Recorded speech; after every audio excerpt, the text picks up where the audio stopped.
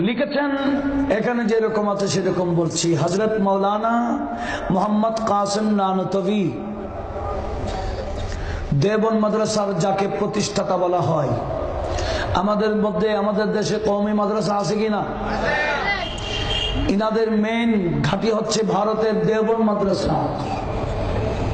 কথা বোঝা যায়? এই দেওবন্দ মাদ্রাসার যিনি প্রতিষ্ঠাতা কাসেম নানতভী সাহেবের কিতাব আমি গুনাহগারের ফার্স্ট ক্লাস পড়ার সুযোগ হয়েছে। একটাই বিষয় লিখেছেন কাসেম নানতভী সাহেব, সেই বিষয়টা হলো আমাদের নবীজি এখনো রওজা পাকে দুনিয়াতে যেভাবে জিন্দা ছিলেন, পানাহার করেছিলেন, নামাজ কালাম পড়েছিলেন, এখনো রওজা পাকে সেভাবেই জিন্দা, পানাহার করে, নামাজ কালাম পড়ে, ইচ্ছা করলে রওজা পাক থেকে উঠে আল্লাহর ঘর খানে কাবা তাওয়াফ করে, আরফাতের ময়দানে অবস্থান করে, যেখানেই মাহফিল হয় সেখানেই যেতে পারে।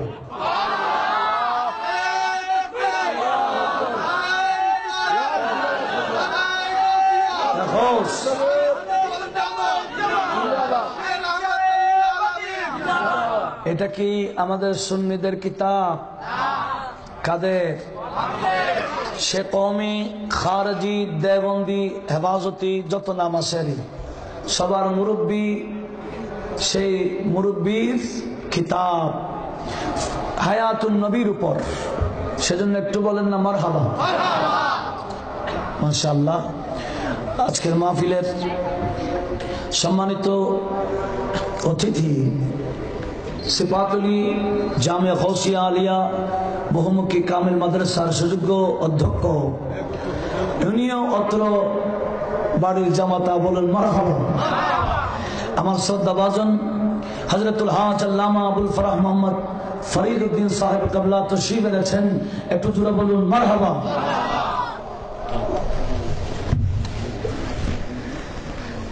মনোযোগ আছে তো? তাহলে বোঝা গেল নবীজি সশরীরে আছেন কিনা? কথা বলেন। এখন একটা টিভি আছে, পিস টিভি, আছে কিনা? মৌলভী বাড়িতে নাই মনে হয়, মৌলভী বাড়িতে আছে পিস টিভি। সেখানে লম্বা লম্বা দাড়িওয়ালা, লম্বা লম্বা দাড়িওয়ালা, দেখতে বড় মারাত্মক হুজুরের মতো লাগে, আছে না? তারা বলে যাকে কবর দেওয়া হয়েছে, সাহাবারা যার জানাজা পড়েছে, উনি আবার কিছু জিন্দা। একটু জোরে বলুন না নাউজুবিল্লাহ। আমাদের নবী মরা না জিন্দা? আরো জোরে বলি। আলা হযরত বলেন ইয়া রাসূলুল্লাহ আপনি জিন্দা। আমি অতটুকু বলবো না, আমি বলবো খোদার কসম আপনি জিন্দা। কি বলবো? শুধু জিন্দা না খোদার কসম? তো জিন্দা হে বল্লাহ, তো জিন্দা হে বল্লাহ, মেরে চশ্মে आलम से चुप जाने वाले, चुप जाने वाले, सलात दुनिया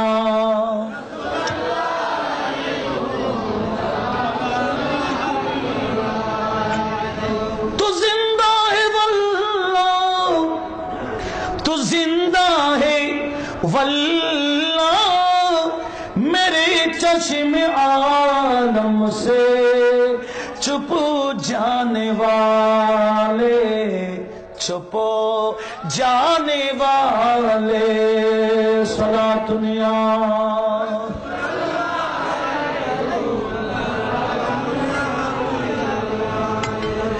এবার বলেন নবীজির ইন্তেকাল করো আমাদের কি অমঙ্গল না মঙ্গল? অকল্যাণ না কল্যাণ? কি কান্নার না হাসি? সেজন্য আমরা নবীর ইন্তেকালে কাঁদি না। নবীজি বলেন কাঁদার দরকার নাই, আমি তো জাস্ট পর্দা করেছি, আমি তো দুনিয়াতে যেরকম এখনো সেরকম। ঠিক না? শুনুন, আমাদের দেশে অনেকে গোপন করে। আমার আরেকটা এখানে কিতাব আছে, আপনাদেরকে দেখাচ্ছি। মোটামুটি এটা ছোট, বেশি বড় না, এটা মোটামুটি ছোট। এটা আমি ইন্ডিয়া থেকে আনছি। এটার নাম নসরুত্তিব ফি যিকরিন নবিয়িল হাবিব। লেখকের নাম এখানে যেরকম আছে সেরকম বলছি, মাওলানা আশরাফ আলী থানভী। কি আমার নবীজির আলোচনা করেছেন। এই কিতাব ছোট হলে লেখা ছোট, কিন্তু আসলে মোটামুটি কম লেখা না।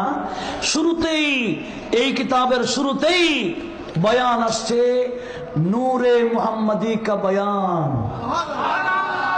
আর একটু জোরে বলুন, কিসের বয়ান? আর একটু আওয়াজ দিয়ে বলি, কিসের বয়ান? নূরে মুহাম্মদি সাল্লাল্লাহু আলাইহি ওয়াসাল্লাম কা বয়ান।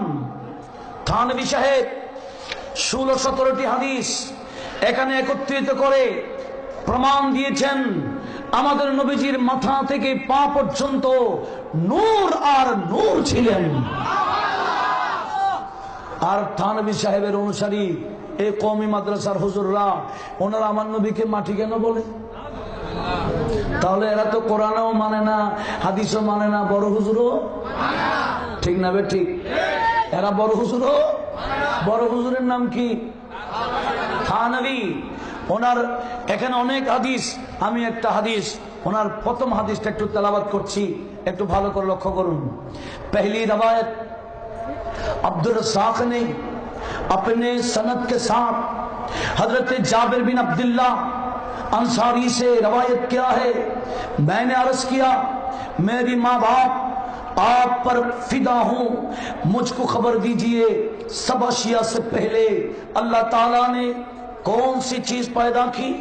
आपने फरमाया, ऐ जाबिर, अल्लाह ताला ने तमाम अशिया से पहले तेरे नबी का नूर अपने नूर